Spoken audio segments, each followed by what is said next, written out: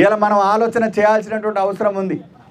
పూర్తి స్థాయిలో ఇలా రేవంత్ రెడ్డి గారు ప్రకటన చేసిండు. జీవో నెంబర్ 567 రాగానే బీజేపీ నాయకులు మేము మాట్లాడినాం. ఏమని? రేషన్ కార్డు కొత్త రాష్ట్రం ఏర్పడడానికి ఎవరికైనా రేషన్ కార్డు ఉందా? అంతకుముందు 5 ఏళ్ల నుంచి అంటే గత 15 సంవత్సరాలుగా తెలంగాణలో రేషన్ కార్డులు ఉన్నాయా?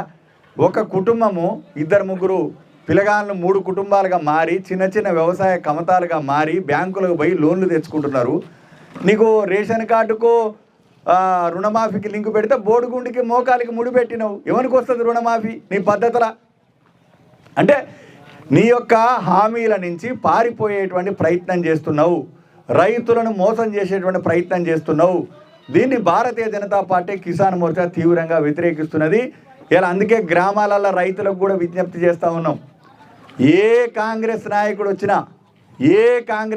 వచ్చినా మా రుణమాఫీ కాలేదు, దీని కథ ఏందని నిలదీయాల్సినటువంటి అవసరం ఉంది. సంఘటితం కావాల్సినటువంటి అవసరం ఉంది. అవసరమైతే స్థానిక సంస్థల ఎన్నికల్లో బుద్ధి చెప్పాల్సినటువంటి అవసరం ఉందనేటువంటి విషయాలు రైతులు ఆలోచన చేయాలి. ఇలా మీరు ఆలోచన చేయండి.